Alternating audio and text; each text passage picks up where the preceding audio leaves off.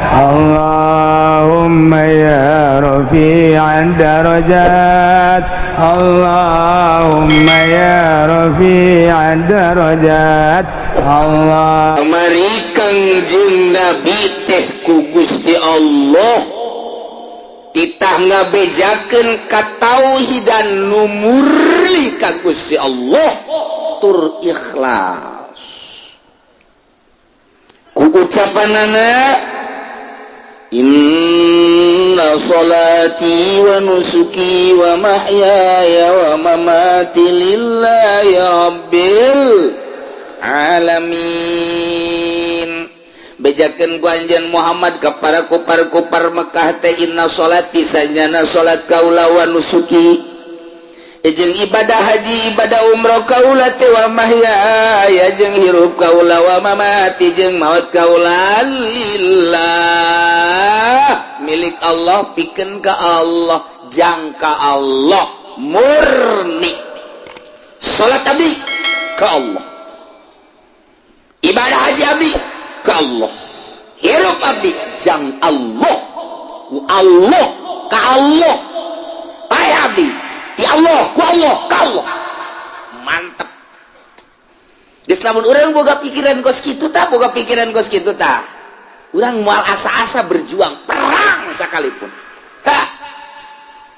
Jangan untuk perang ge paeh bae atuh mending perang. Sedangkan paeh teu perang mah nilai. Lamun paeh pake perang nilai na luhur jasa. Mantap kan? Teu sieun perang teu sieun. Ya teu perang, paling dia tunggu waktu doang. 10 20 paeh bae ka dituna. Aju paeh na can puguh jadi naon ka di kuburanna. Mending perang pake berjuang ngaluhurkeun agama Allah, sorga paeh ge teu kanasaran. Mantep. Keur di majelis bener-bener. Bener-bener. Keluar betul bener tuh bener. Masya Allah, sejasa. Lawan dia nunggu halangan ke diri orang teh nafsu. Mata masih kena resep nelenu bahenol nerkom. Glamour, celi masih kena ngadenge suara nu merdu teresep. Irung ngambenu sengit-sengit teresep. Kitu kene letah nu lazat nu geunah teh ngeunah ketika urang neuleuh bangunan mun hees di dinya eta hanya kos kitu bae deuk datang ka iraha eta kikituan teh deuk datang ka iraha kos kikituan teh. Hei para pemerintah, wahai para pejabat, ente ngagungkeun raja anu raja eta bakal pae ente na ge bakal bae kunaon sumuhun daun bae ka raja kunaon ai ka raja dunia sumuhunan ai ka raja itu nu bako ente henteu sumuhunan bolon ente ngabdi ka lurah diabdikeun pikiran tenaga awak jaga abdi ka lurah teh raja sa desa kunaon ai ka Allah teh dae katu maneh teh bolon amat ai ka lurah sumuhunan lurah bakal modar sia bakal berhadapan jeung raja nu maha bako. Ente berhadapan jeung bupati. Wow, lantaran ente jadi PNS, kumaha cak tunjukkan bupati bae. Siap sagala rupana. Pokona mah kumaha cak bupati bae. Mangga. Nurut amat si ka raja dunia, ai ka raja Allah, ka raja pangeran, ka raja dunia henteu. Engke ente ditinggalkeun ku raja. Bo ente nu exit atau pae, itu ge bakal pae. Nan ngabdi ka raja dunia mah di akhirat ente bakal dituntut. Teu datang ente otak kalinya bolon. Kualian teh sumuhun-sumuhunan ka SBY. Wah, kukumaha ge dibelaan ka jeung kukumaha ge nurut ka raja dunia. Aya masana sabaraha bulan deui geus san SBY. Ente ge sarua nu kamari ngabdi luar biasa paeh tengah jalan ai ka SBY ngabdi ai ka pangeran henteu. Engke bakal kapanggih jeung pangeran sia. Jehehe, otak tah pasang ku sia. Wahai di pabrik bos luar biasa, ya siap bos. Ai ka Allah kurang teu ngaboskeun bloon sia. Goblok sia, waktu zuhur bos-bosan keneh bae sia. Waktu asar bos-bosan keneh bae. Cak Allah, sagede bakal berhadapan jeung aing dipagang sia ku aing. Masya Allah, tah eta lah anu mantak urang embung paeh. Aya hayang jeung teu hayang jeung embung, siap jeung teu siap paeh mah paeh bae. ada sing hade sadar ih jahe nya aing ulah terang ngabdi teuing atuh kos ieu je ge bakal ka Allah urang tuh iyalah inna sholati wa nusuki wa mahyaya wa mamati lillahi rabbil neng cek urang teh ya tak urus ya neka mana kakak ngaji neka Allah ka tukang uduk ulah loba omong pokona mah ieu mah ngaji bae heula da ka ditu mah kumangke bae ieu tah eta teh ninggalkeun dunia ngadengekeun urayan-urayan Al-Qur'an aing paeh ge teu penasaran aing ye cek pamajikan emang deuk paeh teh naon misalna ieu mah salah paeh ge keur ngaji mah geus ridho aduh kak ulah aju hanteman-hanteman gitu kak mengesti kallohan inna sholati sanyana salat wa nusuki ibadah haji kula umrah kula ngaji kula segala ibadah lillah ka Allah bejakeun Muhammad Allah hiji ikhlas la syarikalah duana nu hiji nu ngabarengan gitu anu ngabarengan nu nyekutuan hiji Allah mah la syarikalah hiji wabidhalika umirtu titah kitulah ku Gusti Allah dititahna ka Allah salat puasa zakat haji kabeh titah bika Allah ke hirup paeh ka Allah wa ana minal muslimin geus lah Kangjeng Nabi nyarita kitu di hadapan para kupar-kupar cakupar kumaha cakupar teh kieu ngomongna ka Kangjeng Nabi mad ka dieu mad kade aing ngadekeun sia puyeng aing mah puyeng geus bae lah maning sadar mah ulah aju ngaco gitu irji ya Muhammad ila dinina wa'bud alihatana watruk ma anta alaihi wa nahnu natakaffalu laka bi kulli tab'atin tatawaqqa fi dunyaka wa akhiratika man irji ya Muhammad ila dinina maning balik ke agama kurang kabehan ieu agama nenek moyang hayu balik wa'bud alihatan urang ngibadahan pangeran urang bae watruk ma anta alaihi tinggalkeun keyakinan lu kumaneh keur ditetepan wa nahnu natakaffalu laka aing kami kabehan siap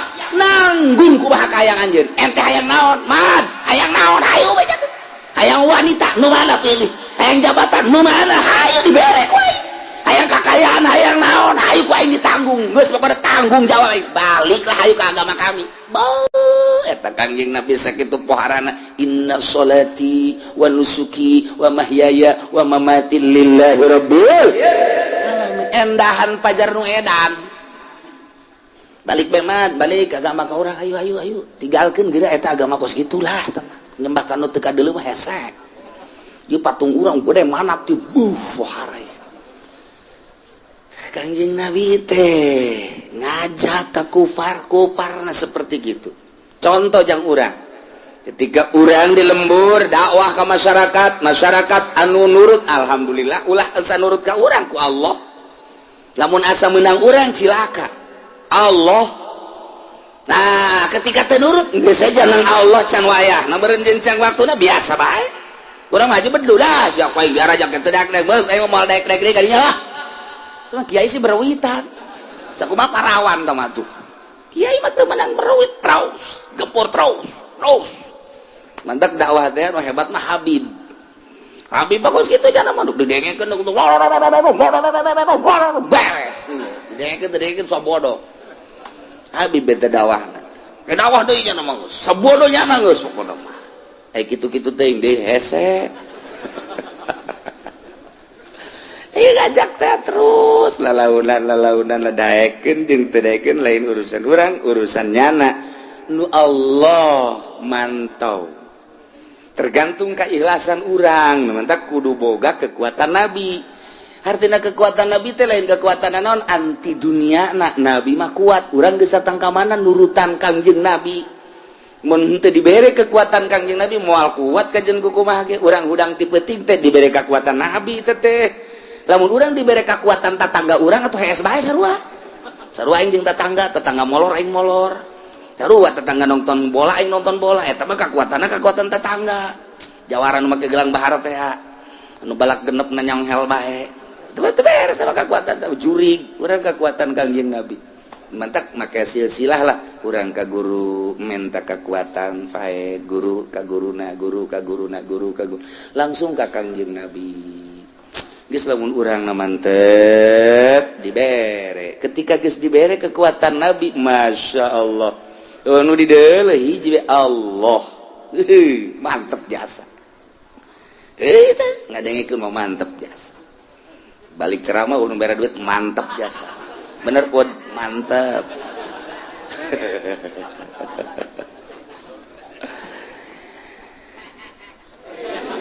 Kangjeng Nabi ya jelaskan tentang ketauhidan hiji Allah ikhlas Allah bae geus endahan dibayar ku kupar seperti gitu nu mantak maaf bedakeun aghairallahi yabghi rabba apakah kaulah neangan salian Allah sebagai pangeran sebagai taube penghinaan ti Kangjeng Nabi terhadap kupar kita ngahartikeun sama ke tadi terjemahan mah mantak ge eta kan eta taube karana taube teh enggak memeleh cek Kangjeng Nabi euy aing mah ngajak ka Allah salat haji umroh hirup paeh ka Allah hiji pangeran la syarikalah hiji kunaon sia ngajak pangeran ka pangeran sia je cak Kangjeng Nabi tuh wajehan kan di terjemahan mah nah aya di dieu mah aya je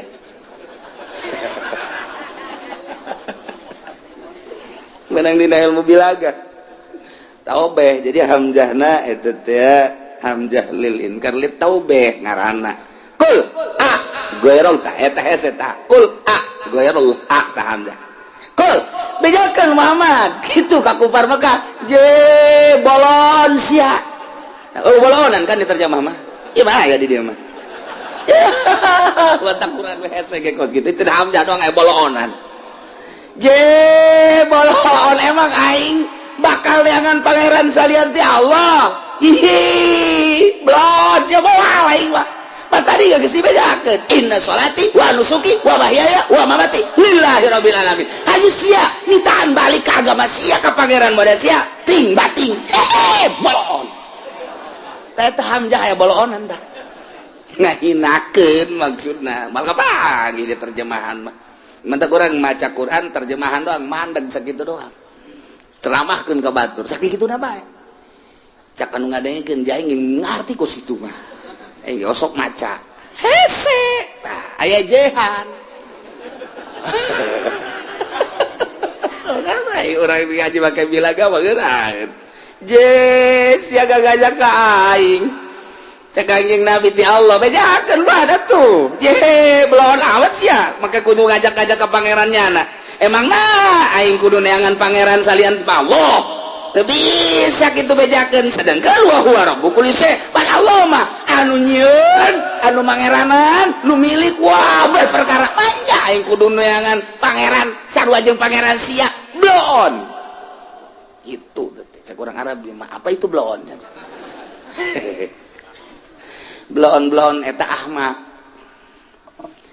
eta ngaranna blon jadi henteu pada tempatna ngaranna ahmak Imam Ghazali ngajelaskeun lamun aya tai kebo haju di tai kebo jadilah tangkal kacang tapan halal tak kacang mata jadi tai kebo kan orang ngomong je kacang sabagus-bagus gunung jadi tai kebo tolol sia kacang orang gitu kan tolol tak kacang ji atuh gunung jadi di dinya blon sia kunaon di tai kebo kayangnya dihareupeun imaing bae atuh ngeunaheun ngalana deui eta ngaranna ahmak tah gitu kene lamun aya tanggal cabe tanggal kacang naon bae jadi di jalan cai gitu ka sisi walungan cek urang atuh kunaon jadi di dieu sia aing hese ngalana ka sia ji lain pada tempatna tuh tukangan imah jarara di gelos aya di dieu bat si kunaon di dinya tuh tah eta ngaranna ahmak nu kos kitu aslina ahmak tah kudakik-dakikna lembut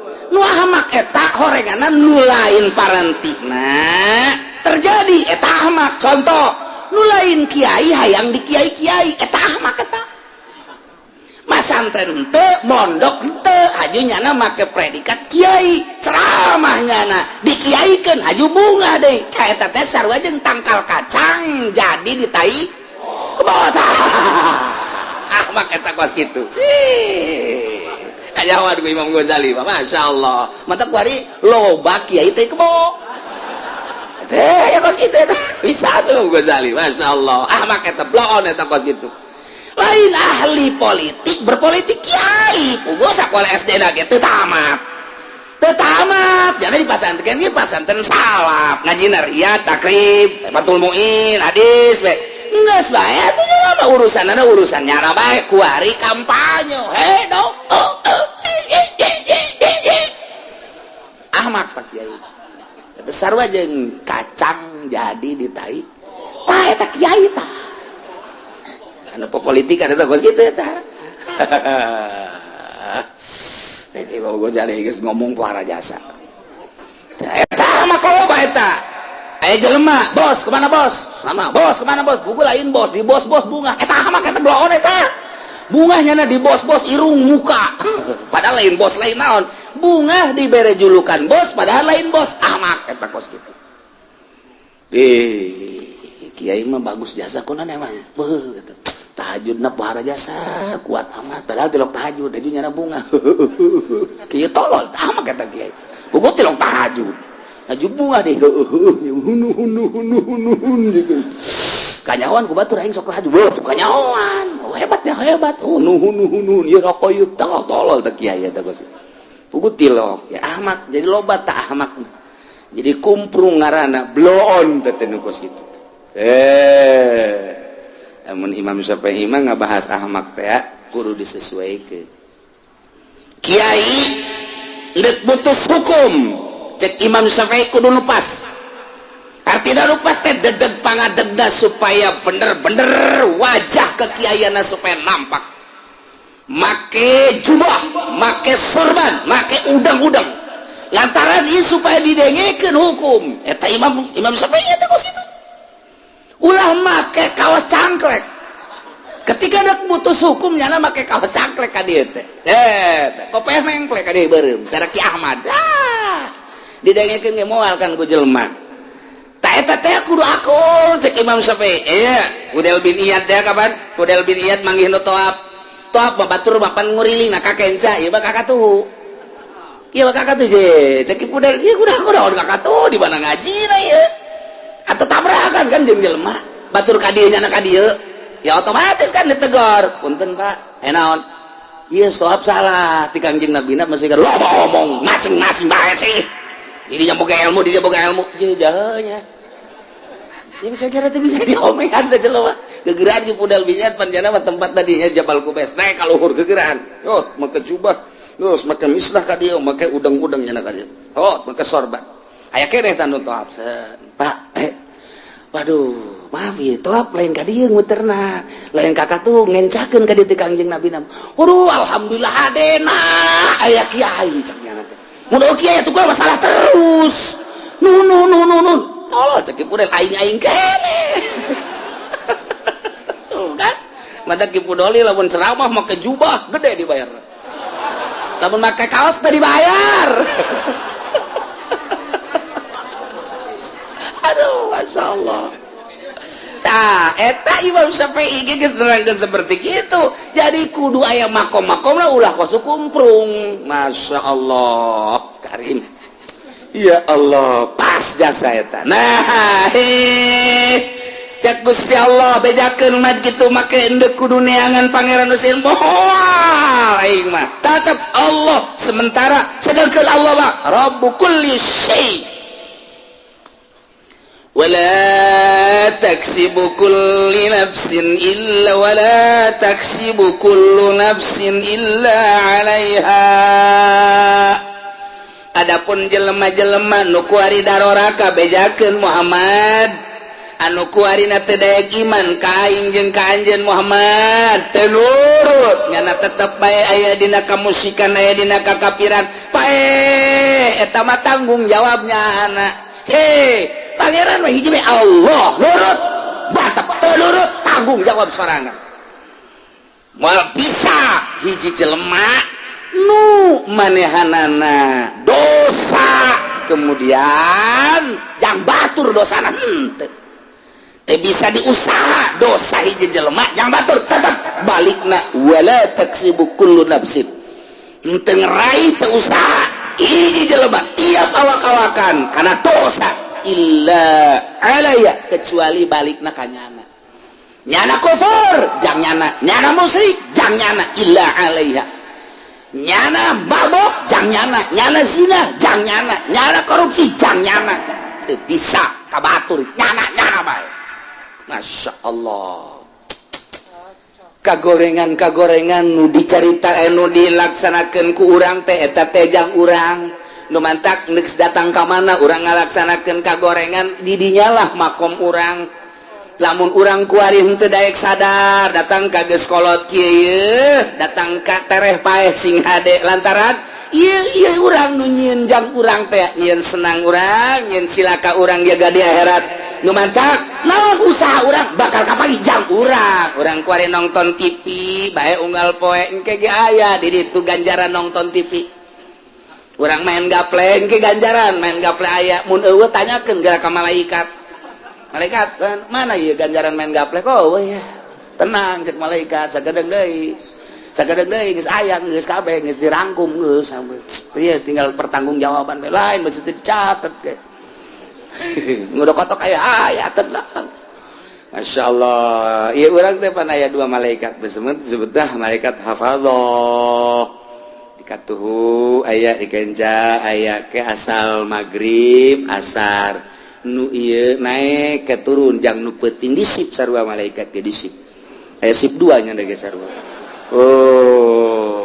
malaikat peting malaikat berang-berang ya taqabuna silih ganti nu berang-berang nu peting ta eta teh malaikat hafadzah ngaranna atawa sok disebut kiramul katibin malaikat pencatat ta eta malaikat pencatat teh moal pisah-pisah jeung urang kecuali 3 hiji ketika urang junub malaikat hafadzah atau kiramul katibin ngajauhan urang sebab kaambeuna angru awak urang mun urang junub mantak urang lamun hayang dibarengan sanajan urang kitu junub wudu urang gak masalah tuduh abeh malaikat tetep aya di urang nomor kedua ketika goid ketika urang ngising malaikat embungeun cek nya aing mumpung ka tempat bau-bau kos gitu cek malaikat lain parantina tuh aing mah embung nya nungguan di tukang di luar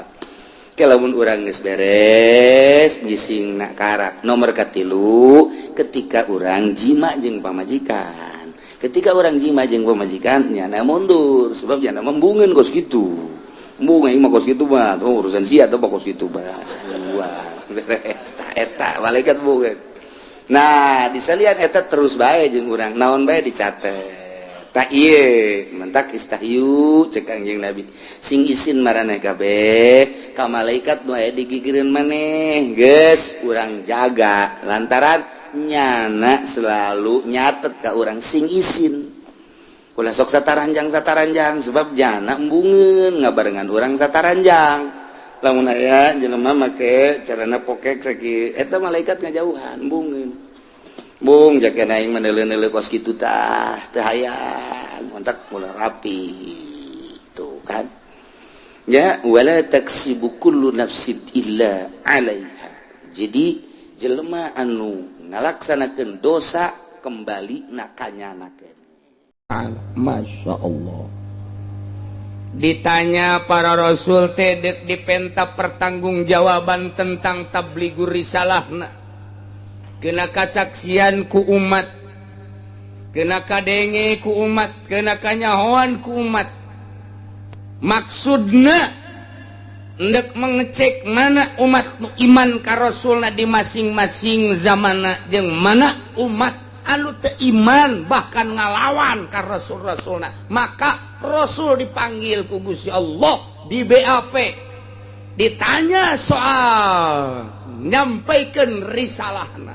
Masya Allah ulah-ulah rasul dipanggil ku Gusti Allah anu ieu teh ancamanana neraka. Sangkilang bupati bae di peta pertanggungjawabanana, gubernur di peta pertanggungjawabanana, DPR di peta pertanggungjawabanana, nyana teh kesang badag kesang halus. Lamun nyana teu main jalan dapur bahaya. Untung jalan aya dua, hiji jalan hareup, kadua jalan dapur. Lolobana pejabat make jalan dapur. Iyalah lantaran di penta pertanggungjawabanana presiden ndek mikeun jabatanana ke penerus bangsa. Ieu di penta pertanggungjawabanana selama nyana menjabat 1 periode atau 2 periode. Apa yang telah dilaksanakan sesuai atau tidak melaksanakan dengan aturan-aturan. Lantaran singa ada negara urang teh lain milik pejabat, kutitipkan bangsa dan negara ku cek Bung Karno. Bahasana ge kutitipkan.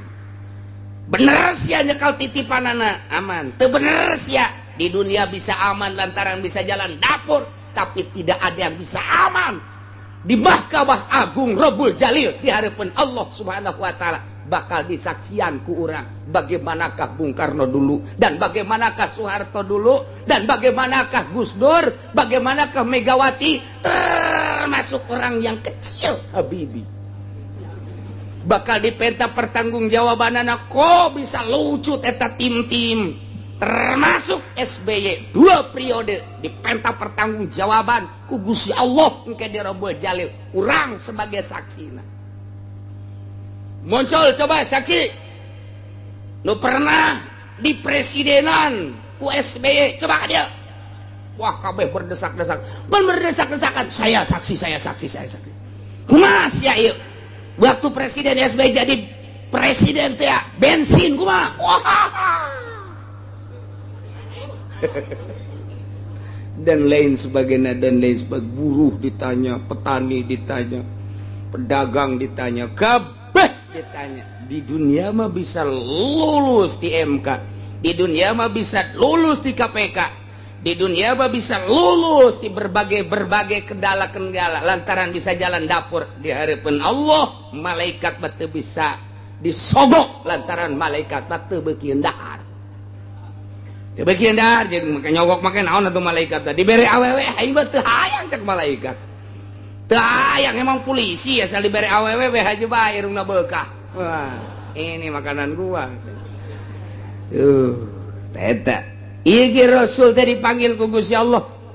Ndek ditanya soal tabligur risalahna sesuai atawa henteu. Nu bisa ngomong sakitu ge Rasul teh tepat-tepat bae ngalaksanakeun tugas dan nu pohara. Begitu dipanggil ku Gusti Allah, kumaha jawabna? Qalu la ilma lana innaka anta allamul ghuyub. Nu bisa jawab kabeh ge nyanggakeun sadaya-daya ka Gusti, da Gusti nu Maha Uning kana urusan-urusan anu gaib mangga nyanggakeun eueuh nu ngajawab. Panggil Kangjeng Nabi Isa. Isa maju. Maju Kangjeng Nabi Isa. Tanya ku Gusti Allah, selama maneh hirup di dunia dijieunkeun pangeran ku umat Kristiani, dijieunkeun Tuhan ku umat Katolik, dijieunkeun pangeran ku umat Kristen Protestan. Nah, ieu maneh teh nitah ka umat bahwa maneh teh pangeran. Nyangakeun sadaya-daya Gusti ka Gusti, Gusti nu Maha Uning, abdi beusi kacaletot ngomong Gusti. Rempan abdi lantaran ieu teh seuneu di sakelilingna salah seren neraka. Teu mamrih eta Rasul, teu mamrih eta Nabi, teu mamrih eta wali, teu mamrih eta kiai komo kiai sakupi. Wah, geus seren tah geus. Atau komo lurana tamang. Oh, geus tah mamotokodimin ka nerakana ge tah mah. Hese, geus ieu mah mahkamah anu luar biasa ieu. Ngegeter kabeh ge neraka berhadapan jeung kenyataan ieu. Mantap Kangjeng Nabi Isa ge nyari eta. La ilma lana innaka anta alamul ghuyub. Gusti ngangakeun sadaya-daya mangga ada aya catetanana Gusti. Tanya Rokib, tanya Atib. Mangga abdi mangis teu bisa nyarita beusi kaca letot. Isa idz qala Allah waktu nyarita Gusti Allah ka Kangjeng Nabi Isa, maksudna didongengkeun bakal ieu teh padahal mah engke di akhirat, didongengkeun nu bakal terjadi di akhirat ka urang supaya umat-umat Katolik, Kristen, Protestan termasuk umat nu lain nyahoeun kajadian-kajadian nu bakal ditanyakeun jaga di yaumul kiamah. Masya Allah. Dibacana kuari dimensi pikiran urang ke alam akhirat, alam hisab, alam mahsyar. Ieu teh keur caritakeun di alam mahsyar, urang bakal nyaksian. Dicaritakeun kuari abeh nyaeun tateta. Bangsa Katolik, Protestan, Kristen di samping eta supaya umat-umat nu lain ge nyaeun Kanjeng Nabi Isa bakal dipanggil ku Gusti Allah, bakal ditanya jeung dicaritakeun keistimewaan Kanjeng Nabi Isa. Padahal Kanjeng Nabi Isa lain pangeran. Iyalah dicaritakeun kuari kurang. Padahal mah ieu nyaritakeun jaga nu bakal terjadi di yaumul qiyamah.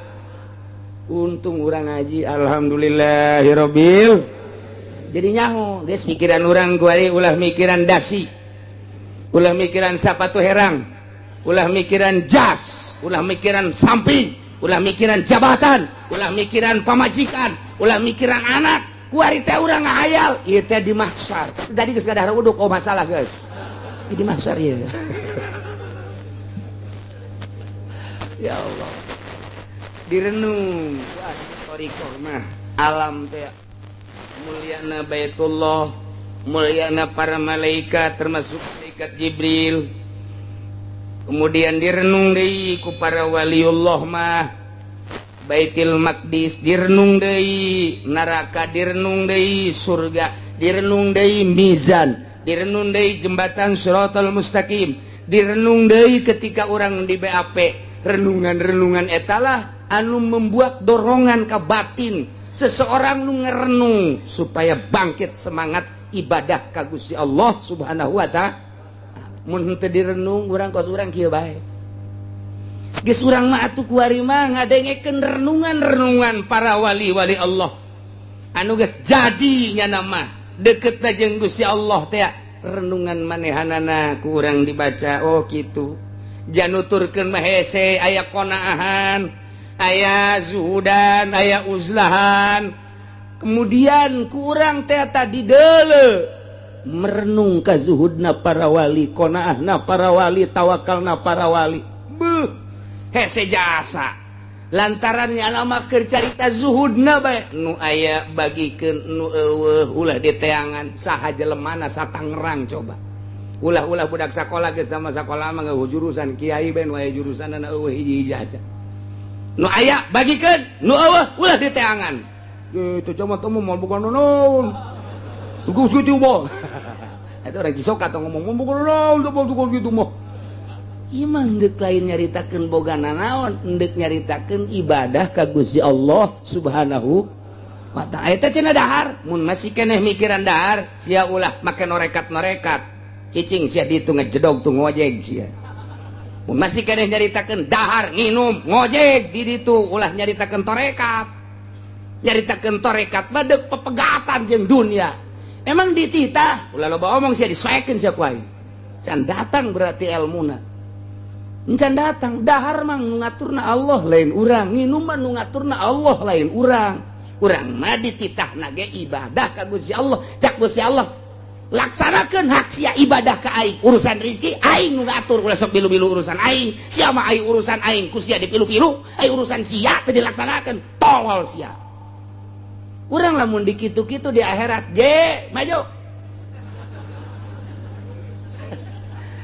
Geus rarasaan teh rarasaan aing neraka. Geus boga nya ge rarasaan asana. Sabaraha taun je hirup di dunia?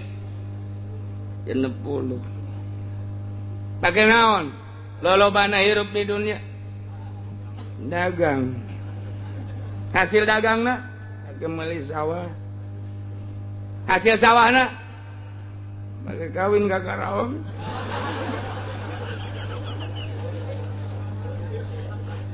Cek malaikat tuh ayo makanan gua ayo. Malik, cek malaikat Zabaniyah, Malik, ya hiji ya, mangsa orang ya, jahanam bukakan jahanam. Sia di dunia 60 tahun tulisan sholat masa etik jasa ngan lebaran doang. Ilo lobana sia dagang bae dagang pandagang mah urusan eta mah rizki. Urusan rizki mah pan Gusti nu Allah nu ngatur. Cak Gusti Allah ge rizki mah aing nu ngatur. Wa ma min dabatin fil ardi illa Allahi rizquha. Teu setiap lu kumalangan di dunia boro-boro jelema cacing. Allah nu ngarizkian. Tuma Allah nu ngarizkian. Sia geus ikut campur urusan Allah, ai urusan sia salat sagala puasa. Henteu. Cek Zabaniyah seret. Geus ulah loba omong temen nu seret. Diseret. Cek pemajikan ke haji dadah cek haji sial dadah sial gege makalnya di BAP ya sial aduh eta urang lamun diinget kadinya Masya Allah ndek kumaha nu mantak direnung ieu keur cai renungan para wali teh ngerenung mun aing di BAP disaksian ku manusia triliunan ke nu nga-BAP na malaikat perintah Gusti Allah salah neraka beuh ieu aing hirup coba eta hana sugih henteu kadaan lamun sugih ona man cara batur seubeuh di dunia pan aing mah nya capek mamanggul waluku nya capek nutur-nutur buntut kebo nya capek aing dahar ge nganjeng lauk asin bae. Di akhirat dia kos kieu eta renungkeun ku urang salamet moal aing sih Masya Allah lamun urang ngarenung ka dinya ketika urang ditanya sia sok ngaji kan ka Cilongok sok make motor naon Scoopy melang ti mana ngredit teu nyaho sia ngredit haram mun urang ngarenung ka dinya Gusti Allah meureun cilaka geus lah Scoopy jual ngredit nu gede deui. Ya Allah, ilah renungan-renungan jadi urang teh kita ngerenung alam dunia, renungkeun ku urang nu amal bakal kabawa ka alam akhirat renungkeun ku urang eta teh tafakur teh ngaranna. Tafakur jeung muraqabah diaturlah ku ahli-ahlina yakni para wali-wali Allah. Jalan untuk usul ke Gusti Allah 3 hiji tafakur 2 muraqabah 3 zikir. Zikir mah tah mah jangan ngabenturan nafsu-nafsu urang. Zikir mah jangan benturan dong la ilaha illallah perjalananana anu kudu dilaksanakeun ku urang zuhudna qanaahna tawakalna dan lain sebagainya ai sakadar zikir doang mah zikir watuh urang ge aing ngariung ka dulu cau ambuna gede panjang zikirna mun cau nu laleutik teh cau naon kana 11 zikirna 11 bae cau na ge laleutik ieu mah eta zikir urang. Tapi masalah emang datang kadinya tuh terus bae ngan ieu keur carita jelema nu murni, jelema anu berpangkat insan kamil, anu lurus ka Gusti Allah tanpa pernah melirik sebelah mata ka dunia, tanpa melirik kana jabatan, tanpa melirik kana tahta. Hiji be Allah. Ieu nu kurang rek dihawalan teh jelema nu model kitu. Masyaallah.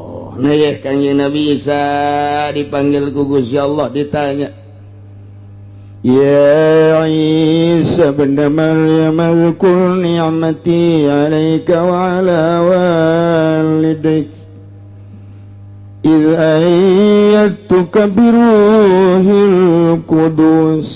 Keistimewaan Kanjeng Nabi Isa alaihi salam di dunia ayat 7.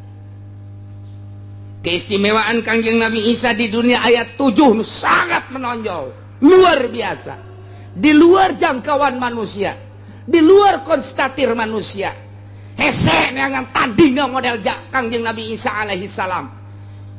Tapi kan datang ke kiwari mual ayat tanding Kanjeng Nabi Isa. Maka istimewana dibuat di Al-Quran. Nu bakal kadenge kurang engke dipempa pertanggung jawaban di harapan Allah di Rabbul Jalil. Urang kuari geus nyaho keistimewana 7. Hiji, hei Isa, putra lalaki Maryam, inget anjen karena nikmat kaula nu telah diberikan ka anjen jeung ka indung anjen, kudu disyukuran nikmat tersebut. Kaula nu agung cak Gusti Allah melen mere nikmat ka anjen 7. Hiji, Isa inget anjen iz ayyatuka biruhil qudus, waktuna kaula nguatan ka anjeun biruhil kudus dengan malaikat Jibril. Kumaha mang? Tukallimun nasa fil mahdi wa kahla. Borosot Kangjeng Nabi Isa lahir tanpa bapak. Kangjeng Nabi Isa mah putra daripada Siti Maryam. Nu Siti Maryam teh hamilna diperintah ku Gusti Allah, malaikat Jibril teh niup leungeun baju Siti Maryam. Ditiup eta mah sakadar sabab doang tampak itu ge bisa. Malaikat Jibril niup, beteungna langsung karasa hamil lah. Dicaci dimaki Siti Maryam, lompat ka leuweung tanpa bicara Siti Maryam. Lantaran Siti Maryam waliatullah, lain jelema sambarangan Siti Maryam teh. Jelema nu murni jeung suci, nu bakal ngalahirkeun manusia murni jeung suci. Tapi samemeh kelahiran anak Siti Maryam dicaci dimaki, dianggap pezina Siti Maryam teh. Panjang dongengna nu geus didongengkeun di surat Ali Imran. Ieu mah neruskeun rek caritakeun keistimewaan Kangjeng Nabi Isa nu bakal dipertanyakeun ku Gusti Allah.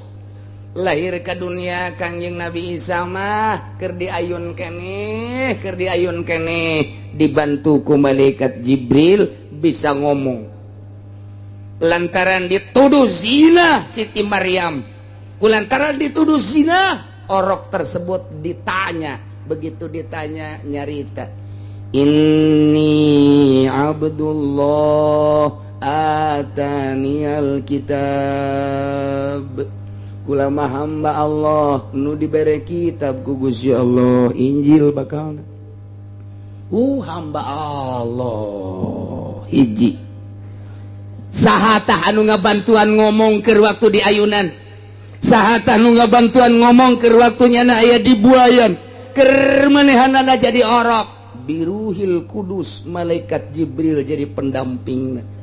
Dioyakeun ku malaikat Jibril sungutna, lisanna, dibere bisa ngomong. Hakikat nama Gusti Allah anu nyandingkeun malaikat Jibril ka diri Kangjeng Nabi Isa alaihissalam. Kadenge inni abdullah ataniyal kitab, kadenge ku masyarakat. Hiji. Nomor kaduana, engke bakal nyarita deui nu sarua bahasana wakahla, setengah tubuh.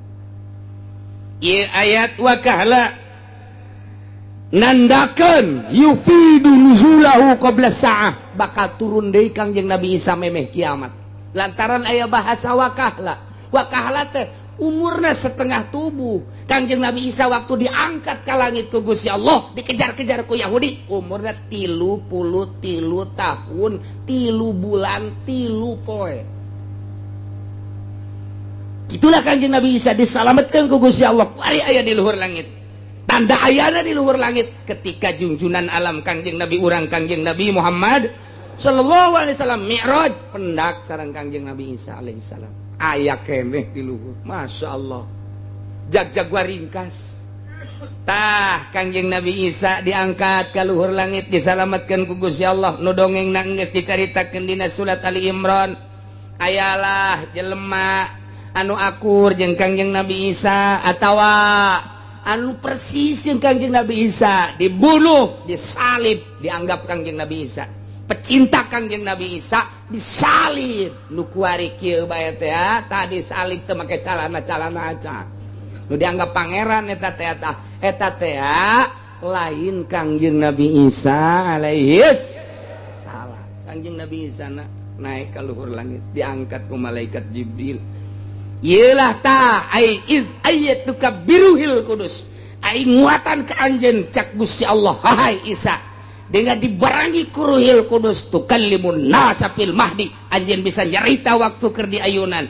Wa kahla anjeun bisa nyerita anu sarua bahasana ini Abdullah ataniyal kitab ketika anjeun diturunkeun di langit ke dunia engke di akhir bakalna dunia kacau balau anu luar biasa di mana-mana huru-hara sekup lati mimiti sekup keluarga RT desa kecamatan kabupaten wah tuntutanana macam-macam ekonomi lah tuntutanana politik lah dan lain-lain macam-macam antara negara ribut walut dunia Islam terpepet anu bener-bener hayang nyalametkeun agama lumpatlah ke Mekah tanda jelema bakal lalumpatan ke Mekah Mekahna sekitar haram bakal dilebaran di kuari geus mulai apapun yang terjadi milik siapapun cak raja ini harus dijual dibeli ku raja dilebarkeun kuari geus terjadi Madinah dilebarkeun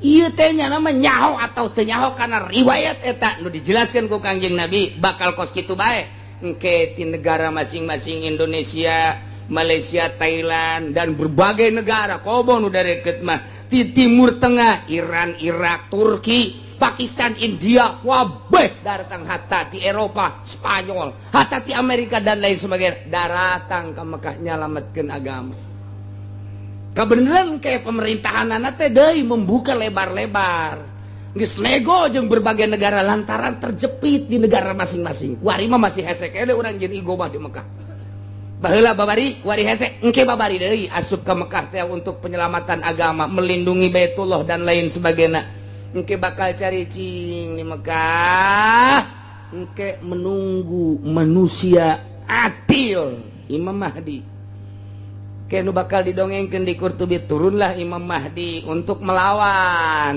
musuh Allah ialah Dajjal turun Dajjal teu kuat Imam Mahdi turunlah Kangjeng Nabi Isa alaihis salam Kangjeng Nabi Isa engke turun sanggeus turun ke hararudang nu aya dina surat Kahfi yakni ashabul kahfi Muksal mina tamliho martunus saribunus dunwanus saribunus kapsatat tayata tea kabeh hararudang untuk menjadi tentara Allah mengikuti Kangjeng Nabi Isa alaihis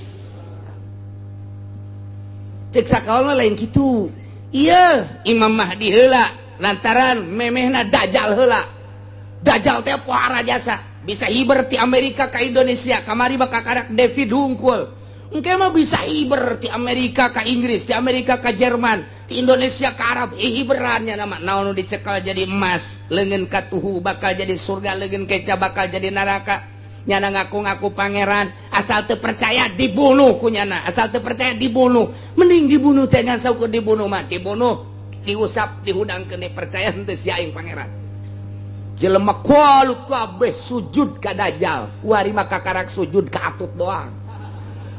Engke maka Dajjal ujianana Dajjal disujud oh iya pangeran teh hayang duit cekel yo hayang emas cekel yo ujianana naon kebutuhan urang cak urang kulon teh kami mah ieu geus eueuh cai gampang cai hujan maju turun dirinya wer ditanya cukup hujan cukup ngincan cai cukup eureun sia hujan endeu kumaha deui ndek kumaha deui kuari mah kakarak invest daging bae ge sarujud jelema kakarak bunga bang bae ge sujud kiai nu haram-haramkeun dicaci dimakekeun teuing aing mah karasa siang kamu disidang di hadapan Allah aing geus nyampaikeun ka sia tapi awas ya kuat henteu sia nang tangan siksa Allah nah ieu kuari ge sararujud ka nu koskarar itu jabatan disujudan tanpa jabatan moal dahar murtad sia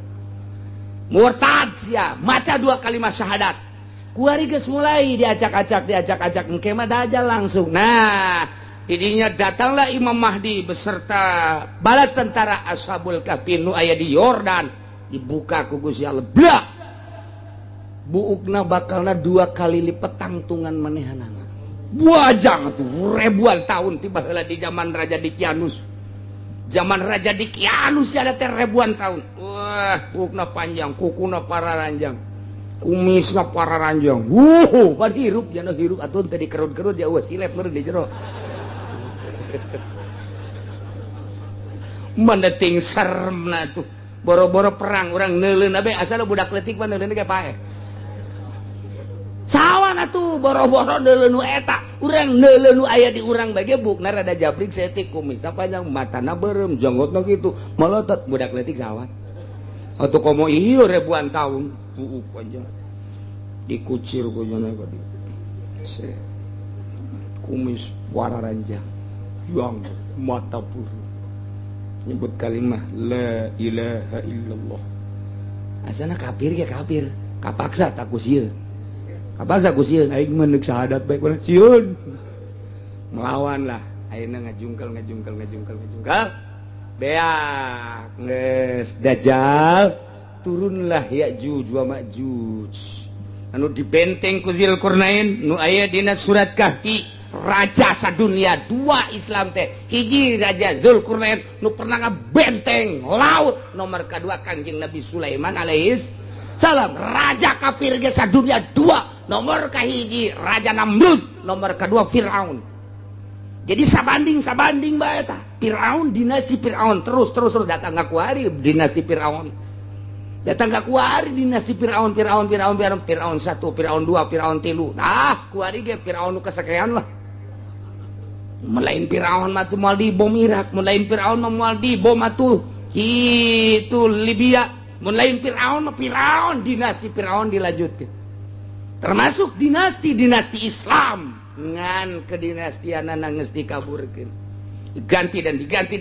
padahal terus bae nah iya engke kakarak turun Kangjeng Nabi Isa alaihis salam berjuanglah Kangjeng Nabi Isa bahkan kawin Kangjeng Nabi Isa di masa itu makmur dunia teh kamakmuranna geus sasa dicaritakeun jelema syahadat kabeh jelema Islam kabeh jelema iman kabeh ieu bakal tah ieu dalilna ke panjang dongengna deui ieu mah keur nyaritakeun bahwa Kangjeng Nabi Isa diturunkeun deui di langit setelah dinaikkeun umur 33 tahun 3 bulan 3 minggu 3 poe turun deui nyarita nu sarua kok bisa sarua kitu ayat tukabiruhil kudus cek Gusti Allah aing teh geus nguatan ka anjeun melalui ruhil kudus Jibril selalu ngabarengan anjeun ingat anjeun Isa hiji nikmati Gusti Allah eta nikmat kedua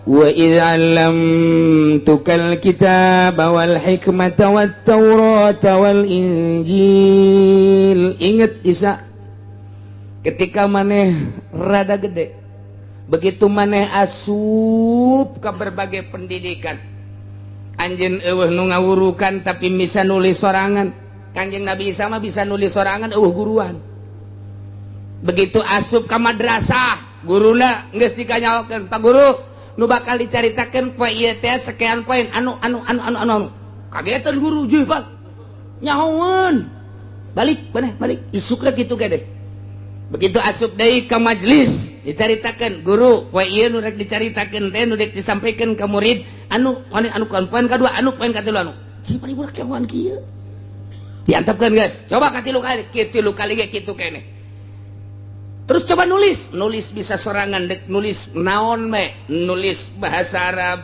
nulis bahasa Suryani nulis bahasa Latin nulis Cina pan hese jasa Cina mah hese jasa nulis cak urang mah sugan teh berkembang orang bahasa ya.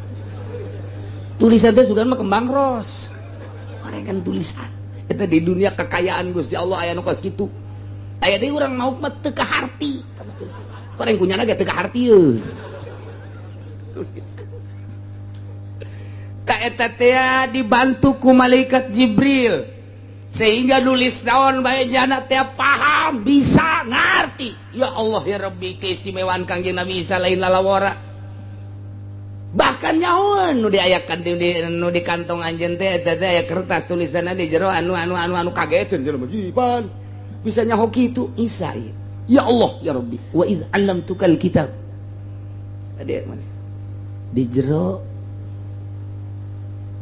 naon pesak anjeun kantong anjeun tah aya kertas 2 lembar tulisanna tulisan Arab bahasana nu dicaritakeun anu kageteun panjelema kageteun wah isa lain sembarangan jelema cenah ieu mah ieu. Na ye wa id allamtukal kitaba wal hikmah jeung hikmah. Kajadian-kajadian isuk bakal nyaho kanjeng Nabi, kajadian nu bakal terjadi isukan geus nyaho, bulan hareup geus nyaho, katukang dicarita-caritakeun berhikmah. Artina jujur jasa, adil jasa, pas jasa caritaanana jeung kenyataan hikmah haram. Lamun nyarita isukan hujan tepat, bulan hareup bakal terjadi anu tepat jasa, hikmah ngaranna. Di benak hati anjeun teh tah aya terselimet ka dieu mang ka dieu kunaon di jero hati anjeun ku kula kanyo aya naon hayang kawin jeung urang Subang nya oh sia sok loba omong kanyawan Masya Allah eta teh nang Gusti Allah. Ingat Isa ketika maneh ku kaula dibere nyaho urusan tulisan nulis naon bae maneh nyaho, urusan hikmah maneh nyaho, bahkan wat Taurat wal Injil, kitab Taurat maneh mapan nyaho, maneh nyaritakeun ka umat anjeun dina kitab Taurat diturunkeun ka kitab ka Kangjeng Nabi Musa mah eusina sakean dibacakeun ku Kangjeng Nabi Isa. Teu pernah belajar Kangjeng Nabi Isa tapi bisa. Masya Allah, urang mah belajar datang ka kolot teu bisa-bisa, datang ka kuari teh teu bisa-bisa bae geus, jang ngajina nundutan bae teu bisa-bisa. Aduh, Masya Allah, masalah sih, masalah lah cara ini suka mau ngaji atau Allah sih mau ngaji beki bodoh atuh sia sakitu ge ngaji bodoh komo teu ngaji anggeus sana tuh. Waz-Zabur jeung kitab Zabur nu diturunkeun ka Kangjeng, wa Taurat wal Injil. Berikut Zabur ge nyahoun diturunkeun ka Kangjeng Nabi Daud, komo Injil mah nu diturunkeun langsung ka Kangjeng Nabi Isa alaihis gideg kabeh jelema di saat eta, angkat topi kabeh ka Kangjeng Nabi Isa, bingung kabeh menghadapi Kangjeng Nabi Isa lantaran kaistimewaan pohara leutik keur di ayunan bisa ngomong engke ngan engke mah engke bakalna geus jang urang mah nu dicaritakeun di yaumul kiamah ketika Kangjeng Nabi Isa diturunkeun engke encan engke di zaman mantes zaman Imam Mahdi encan kalaksanakeun ieu wakah lama. Nomor kaduana Kangjeng Nabi Isa bisa nulis berbagai bahasa, tulisan-tulisan bisa. Nomor katiluna nyahuun kana eusi kandungan-kandungan di jero hate manusia, bahkan tulisan-tulisan jeung nyaritana tepat sangat berhikmat, jujur, adil. Moal aya mungkir ka ucapan Kangjeng Nabi Isa. Nomor selanjutnya apalin kitab Taurat, apalin kitab Injil, kitab Zabur, komo Injil mah pohara jasa. Geus teu bisa kukumaha manusia saat eta menghadapi zaman Kangjeng Nabi Isa alaihis salam. Mana dari keistimewaanana? Ingat Isa sakusi Allah. Wa takhluqu minat tini kahayati at-tayri fatanfukhu fiha fatakunu tayran biizni. Kangjeng Nabi Isa teh nyokot lempung kemudian diemple-emple dirupakeun manuk manyar. Manuk manyar nya sia ka manuk manyar. Teh nyarahoeun sia mah manuk manyar mah mun usim panen bae lolobana manuk manyar. Manuk manyar teh resepeunana jeung ayana ku Gusti Allah entah mah saat-saat geus barareukah. Teh eta teh babarengan jeung manuk peking. Nu mantak di sawah teh aya bebegig. Eta teh jang nyingsilnan manuk manyar jeung manuk peking. Si sabet teh nyaho pan? Ya sia mah pabrik nyahona. Oh, engke di kitu-kitu di oya-oya guprak manuk hiber. Tah manuk manyar teh tukang malingan pare nu aya di sawah. Baheula mah nu maling di sawah teh manyar. Manyar kuari mah make dasi. Beda rupa doang sebenarnya. Manyar namanya teh eta kene. Nah dirupakeun ku Kangjeng Nabi Isa dibentukeun manuk. Dibentukeun manuk begitu-gitu aju ku Kangjeng Nabi Isa ditiup. Begitu ditiup hiber bisa sasada coba eta.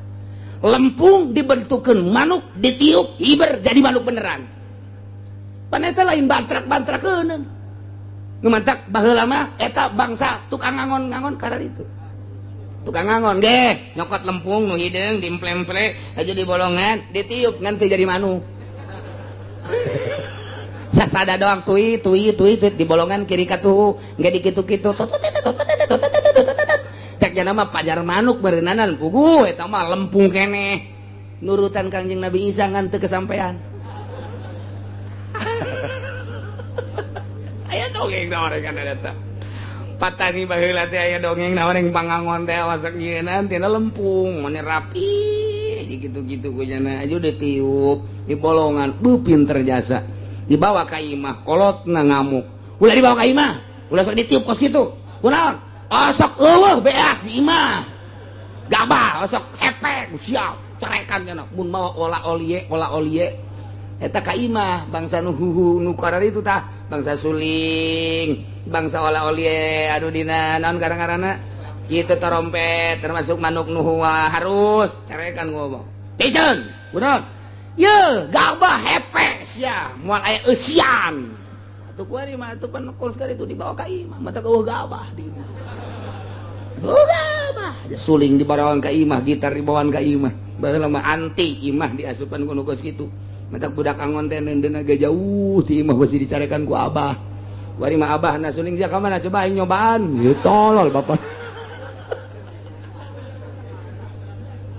beda zaman kamari ieu zaman kula leutik jeung zaman ayeuna jauh bedana masyaallah zaman murni budak nenden olah-olie nenden suling nenden mamanukan ge embung di imah di saung bae di dieu tadi tutupan ku nyana ku talokop kunaon diteuneung dia besi kanyahoan ku abah budak kuari mah talokop ge teh nyahoan talokop teh talokop awi denden di dinya besi kanyahoan ku abah ku emak sok nyarekan isuk-isuk kakarang ditempo deui jujur jasa budak baheula Masya Allah embungin mawanu kitu ka imah besi teu dahar cak nanti ieu keistimewaan Kangjeng Nabi Isa nyieun mamanukan tina lempung ditiup hiber sasada jadi manuk beneran tongkon ku jelema pohara jasa Isa tah eta keistimewaan Kangjeng Nabi Isa alaihis mana deui keistimewaan teh tambah deui keistimewaan anu nomor kalimana watubriul kaopatna watubriul akmah wal abrasa biizni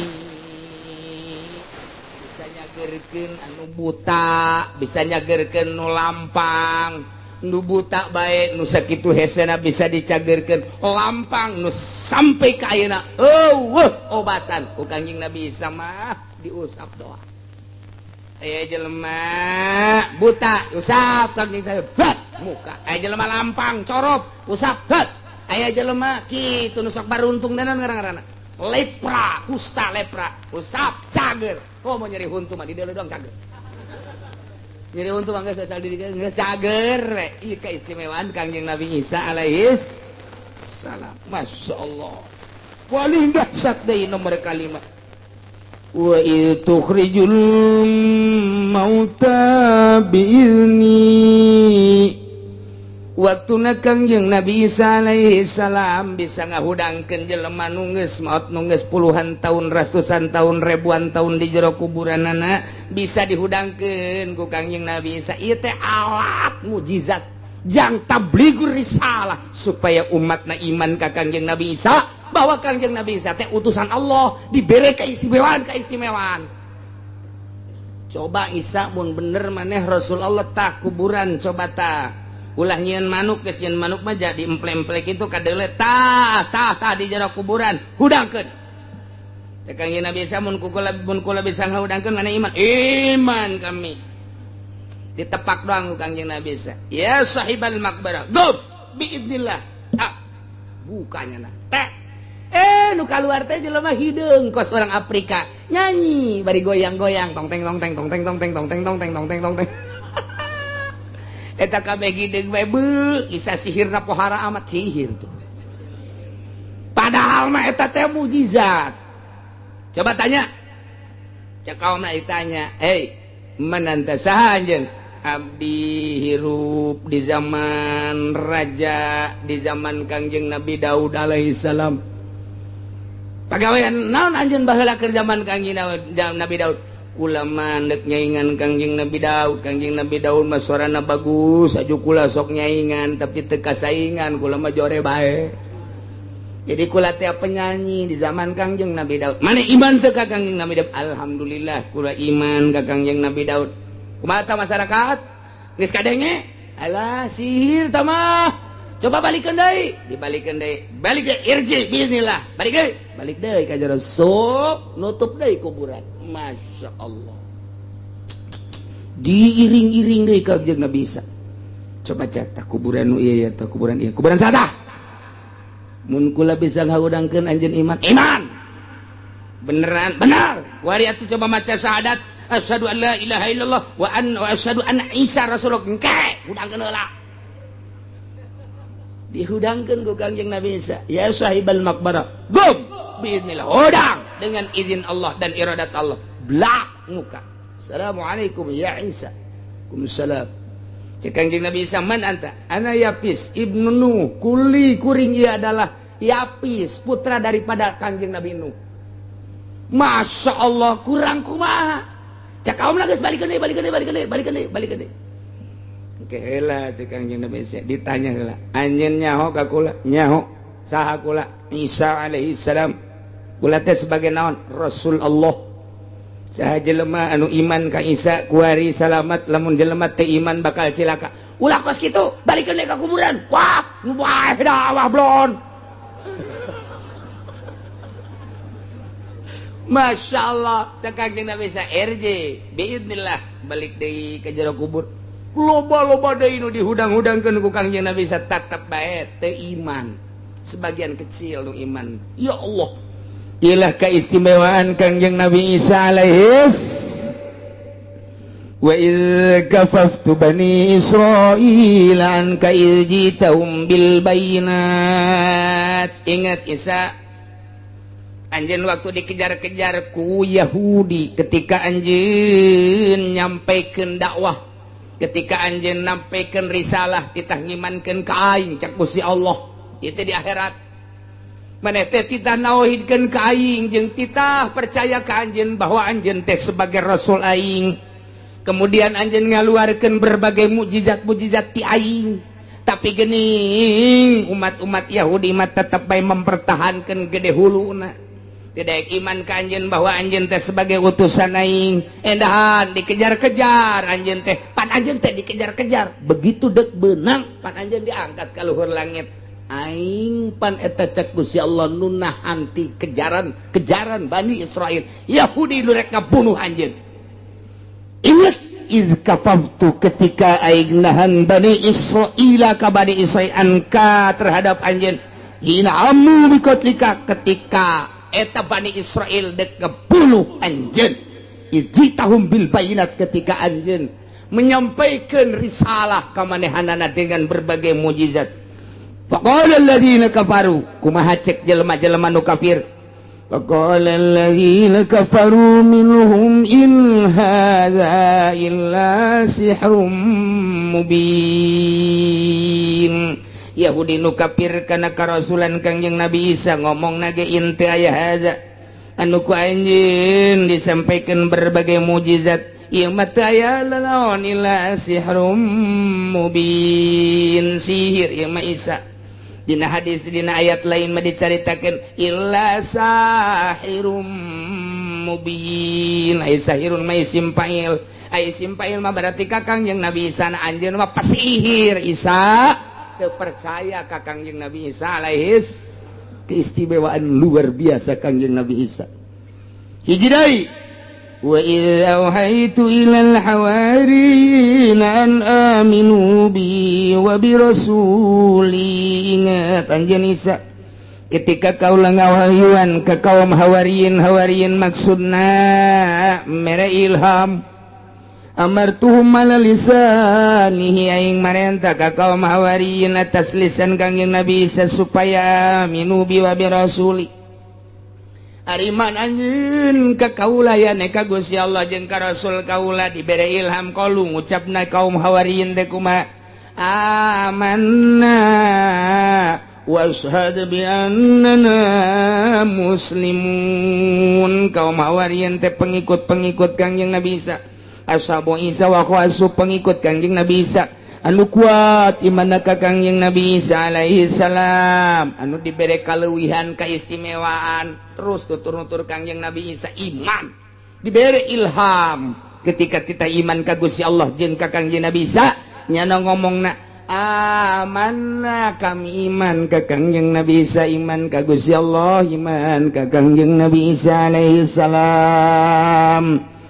Kemudian wasad saksian ku anjeun Isa bi annana muslimun, kami mah jelema nu muslim iman ka anjeun, iman ka Gusti Allah jeung iman ka anjeun. Saeutik kaum Hawariyin teh nu ngabantu kana kalangsungan dakwah Kangjeng Nabi Isa alaihi. Kumaha eta cek kaum Nasrani dulur kebehan. Ingat, tiba heula datang ke kiwari asana zaman mencatat eueuh duana manusia model Isa. Oro keneh bisa ngomong. Lahir suci ti wanita suci Maryam alaihissalam, barijeng tanpa bapak, kesucian nu luar biasa. Kanyahona mulai ditulisan berbagai tulisan jeung rahasia-rahasia hikmah, Injil, Taurat, Zabur nyawen moal ayat tanding manusia model Isa. Kemudian nyana bisa nyieun hewan, bisa ngahudangkeun jelema nu pararaeh ratusan tahun, ribuan tahun. Bahkan keistimewaan anaknya bisa hiber, bisa nyiples, guys. Setelah Isa tidak ada, sekarang kita nobatkan rame-rame bahwa Isa adalah bukan manusia, tapi Isa adalah Tuhan. Setuju? Cak kaumna setuju. Ulah letik-letik atuh saya setuju na. Nu gede. Dengan keistimewaan Isa, mulai dari kelahiran anak sampai kanyana dakwahna istimewa moal aya tanding ti baheula, dan sejarah mencatat sampai kiamat pun tidak akan ada bandingannya Isa alaihi salam. Kita nobatkan Isa sebagai Tuhan. Setuju? Setuju. Maknya pangeran dinobatkeun ku manusia. Otak pikir. Ai memeh Isa pangeran saha? Maknya manusia, Isa manusia dilahirkan hanya jadi pangeran. Teu harti. Ayatna yeuh. Saking keistimewaanana bisa ngahirupkeun nu paeh, bisa nyieun manuk dihirupkeun, dan lain-lain sebagainya hikmah nu geus nu encan bisa kanyawan ku Kangjeng Nabi Isa. Ja, lukis kieu mah adalah pangeran. Kita nobatkan Isa adalah Tuhan. Pembantu Isa Rohil Kudus, Tuhan. Pencipta alam, Tuhan Allah, Tuhan. Tiga, Tuhan Allah, Rohul Kudus, Jibril, dan Isa. Tiga menjadi satu, Tritunggal. Tiga, tunggal satu, tiga jadi satu. Itu adalah Tuhan. Kuari diganti 3 in 1. Sampo.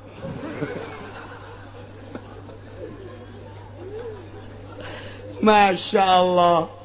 Ini baraca ya orang Kristen ya keistimewaan ya nu paling pakai dalil adu kekuatan yang Islam. Di Amerika William mengatakan tidak ada manusia seperti Isa, sebab mana manusia yang bisa membangunkan orang yang telah mati.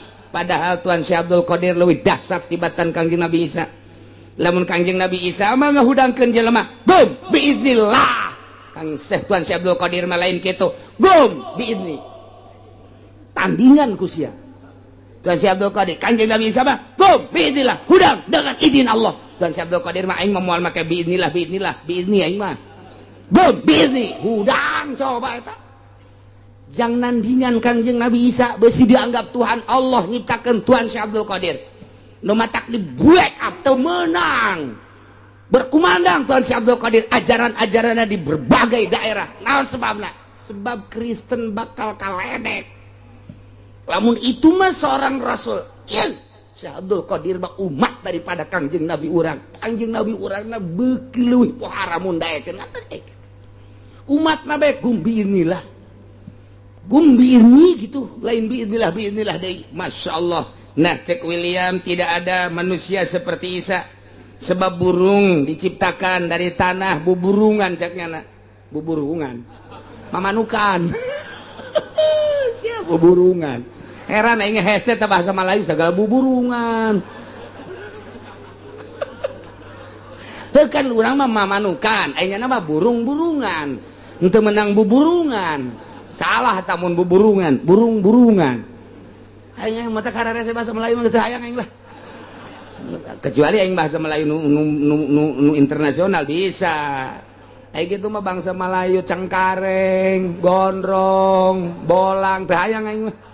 Teh hayang mantap aing teh dikembangkeun ka situ. Yo, gua cariin lu aigok di sini. Eta mah ka aigok, masyaallah. Ka hayang urang mah ulah make aigok. Kan aigok mah Sunda. Ya, lu kemana ayah yo? Lu nggak ada, gua nggak lihat lu. Kemana ayah? Ya, dari tadi gua di sini. Iya, gua nggak kelihatan. Ya, cuma ke pasar doang sebentar, sepatan itu. Bahasa asal geus kos itu sepatan geus teh. Tapi lamun gondrong lain deui. Kemana? Apa? Kemana tong? Apa ini? Lu dari mana tong? Oh, dari sono keceng jasanya cepat. Sakumaha kereta bis wae.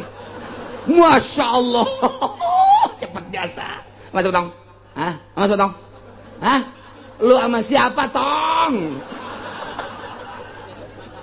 Aduh, aing mal deui ngobrol jeung nini hese. Di gondrong we jasa jeung nini nu baheula teh. Waduh, cepet jasa. Gondrong mata aing teh hayang aing malah gondrong kos kitu jasa. Cepet jasa. Du ngomong sok mendek marah bae pan. Mentek nu geus hayang aing mah. Betawi ya, deh Betawi lain. Nuandak ulama bisa ge Indonesia na intelek bisa. Ngan tilok dipake. Jadi pohon deui. Eta tadi aya buburungan gitu kan. Urang ngapan ngeunaheun, mamanukan, ngeunaheun kan. Tapi kan di Indonesia mah lain buburungan, burung-burungan. Sabodoh lah kumaha sia bae. Cek William. Tah bisa nyeun mamanukan tina taneuh kemudian ditiup jadi manuk beneran. Saha? Eta mah henteu kudu Kangjeng Nabi Isa. Kipalak baheula Kipalak Bogor anu tadi diasupkeun ka botol teh tak Kipalak tah. Nu Soeharto Soekarno teh datang bae ka Kipalak. Soekarno ira hayang datang ka Kipalak. Masya Allah. Matak dibere ilmu na ku Kipalak. Soekarno teh termasuk Tiki Hairun lain leutik-leutik jelema Kipalak mah. Lantaran bisa asup ka botol eta manuk dicekel ku nyana batu. Dikieu-kieu bisa jadi manuk. Kipalak kata komo atuh itu mah Syekh Maulana Hasanuddin mah waktu dek tarung jeung rawayan jeung kitu pucuk umun rawayan boga ilmu pucuk umun teh sadeuleu matanyana bisa hiber eta ilmu pucuk umun dites ilmu pucuk umun mah 45 lamun geus bisa nyebrang 45 eta berarti geus lulus tumantak kuari di rawayan mah imah kudu 40 bae. Eta teh ilmu pucuk umun ngaranna. Jang leng-leng nyaritakeun ngetes ilmu pucuk umun 45.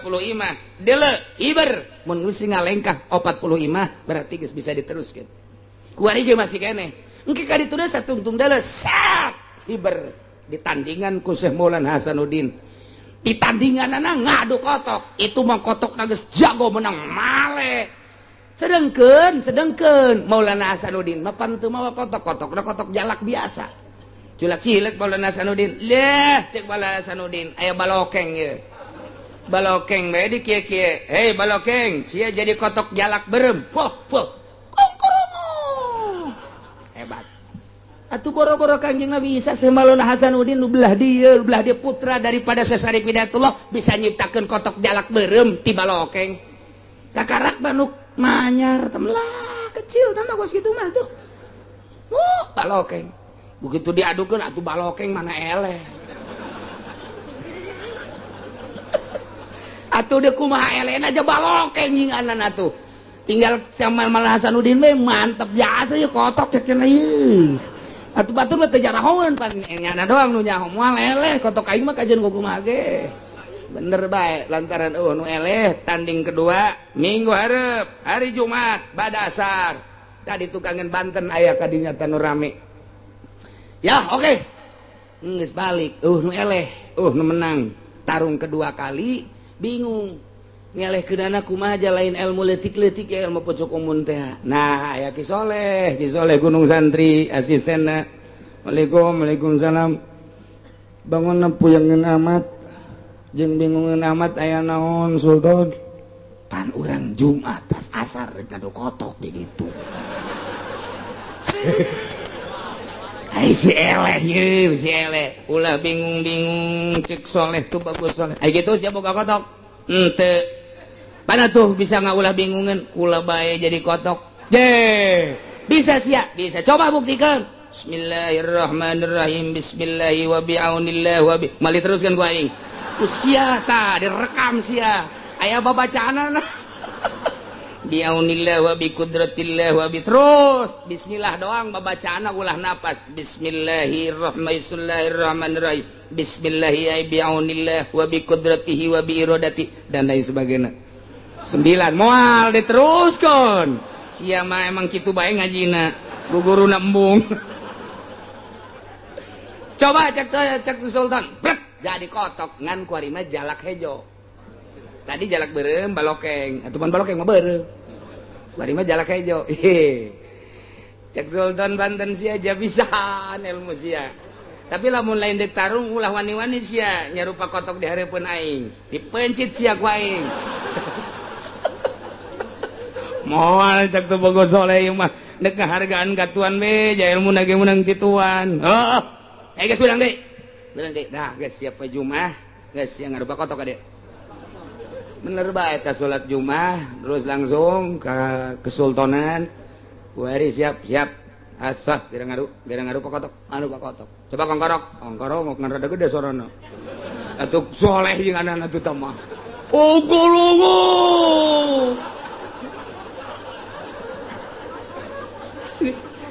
Sultan Maulana Hasanuddin ulah pati lu kongkorong kieu aja ngadu mah ngadu wae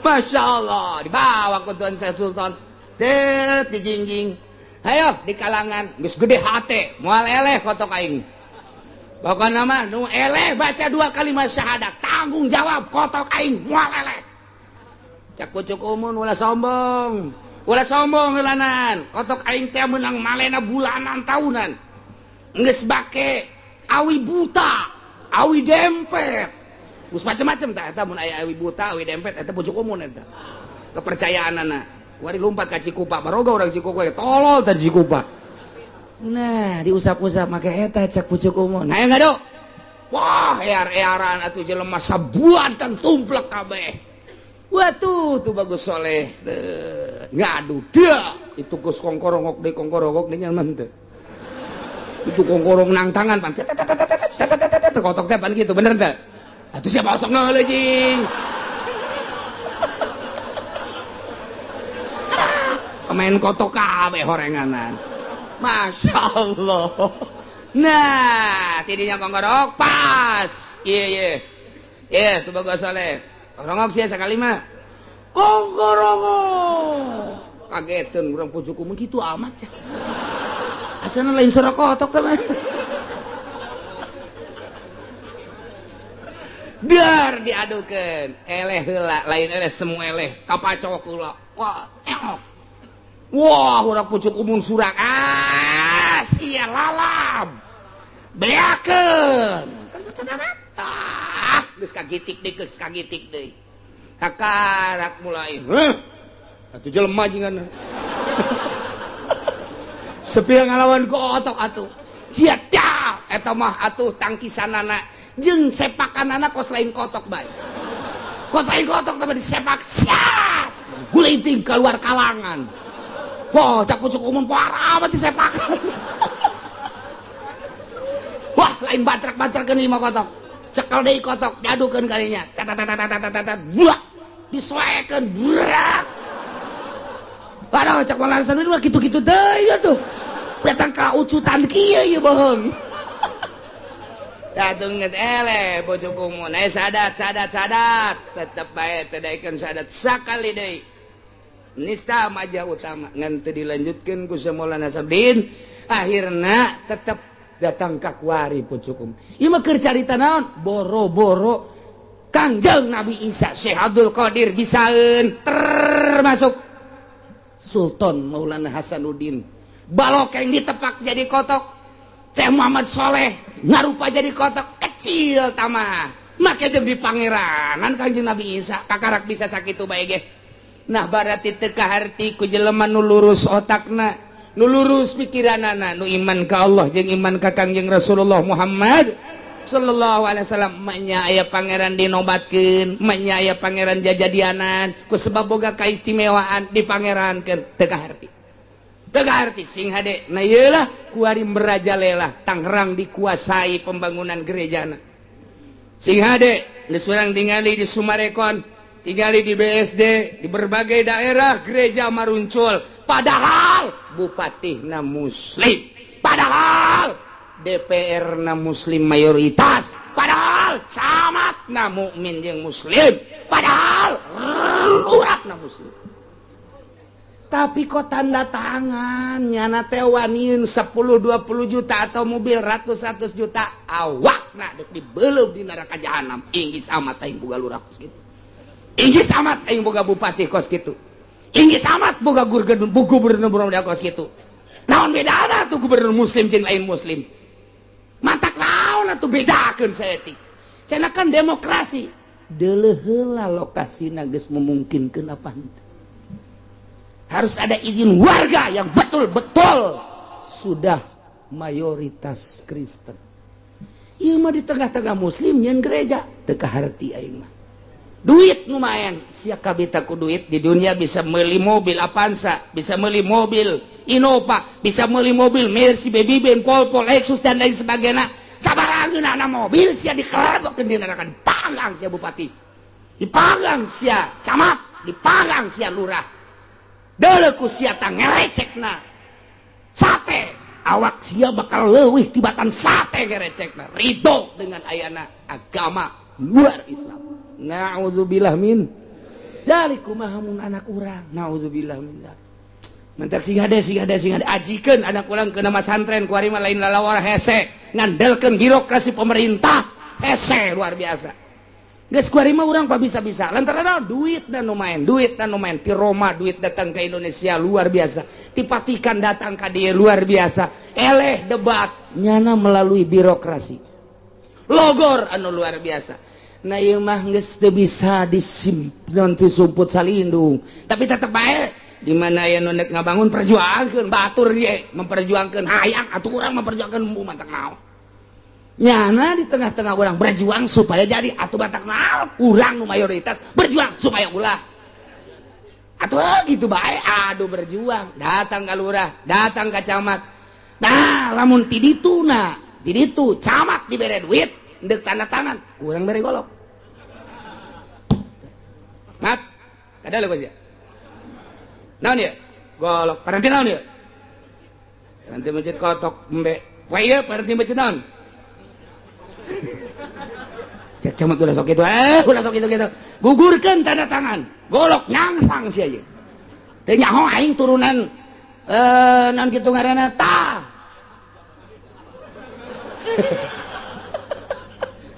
Masya Allah sia mun teu nyaho aing urang tereup tanya sia galagat orang tereup sia aing mah kajenting paeh ge sabilillah asal ulah jadi gereja awas sia beuheung sia urang mana sia camat di pan ieu mah bupati da ku aing diringsekeun atuh ngomong-ngomong heulanan urang jang naon kajawaraan teh tah kos kitu ai di pabrik ku tutang ketenteng hanya hayang jadi satpam doang golok nyangsang ai ieu diantepkeun hudang tereup hudang waru udang pasar kemis di pasar kemis mah tilok ieu gelut dengan menangan doang pasar kemis mah gelut mah tilok ngan jadi raja eta orang pasar kemis nu gelut mah orang mesejen tapi nu jadi raja orang pasar kemis belum tak pasar kemis Gailah kercarita dinobatkan menjadi Tuhan tekaharti karena boga keistimewaan dinobatkan jadi Tuhan. Menya pangeran dinobatkan ku manusia. Tetapi ai katutupan mapan batin masya Allah geus datang ka kuari didawahkeun kuari ge. Singa ade besi aya nu make baju putih ka luhur hideung ka handap. Singa ade anak orang bejaan Kristen dah. Kristen bra kiai kebenaran make nu kitu. Singa ade dah. Oh ieu mah paingan sekupi ieu mah ya. Ndailah caritaan dina Al-Qur'an nu bakal ditanya ku Gusti Allah jada yaumal kiamah, nu bakal disaksian kadenge ku urang kabehan, urang memeh kiamat jaga geus nyaho heula ti heula, nyaritakeun keistimewaan Kangjeng Nabi Isa nu kemudian dinobatkeun ku masyarakatna menjadi Tuhan, Tuhan Allah, Tuhan Ruhul Kudus, Tuhan Anak atawa Isa. Ulah urang mah pangeran mah hiji. La awwala lahu wa la akhir. Awalun bil ibtida wa akhirun bil intiha. Hiji bae Allah Subhanahu wa taala. Urang kudu percaya ka rasul-rasul Allah, percaya ka Kangjeng Nabi Isa bahwa Kangjeng Nabi Isa lain pangeran, rasul Allah. Percaya ka Kangjeng Nabi Musa lain pangeran, rasul Allah. Percaya ka Kangjeng Nabi Nuh lain pangeran, rasul Allah. 25 rasul wajib dikanyahokeun lain pangeran, rasul. Termasuk Kangjeng Nabi urang, Kangjeng Nabi Muhammad sallallahu alaihi wasallam lain pangeran, rasul. Pangeran mah hiji Allah Subhanahu wa taala. Bakal nyaritakeun kahayang kaum Hawarin, pecinta-pecinta Kangjeng Nabi Isa. Anunya selalu mengikuti Kangjeng Nabi Isa ke boga kahayang mohon ka Kangjeng Nabi Isa ke minggu hari pun teu kaburu ngabesan. Wallahu alam.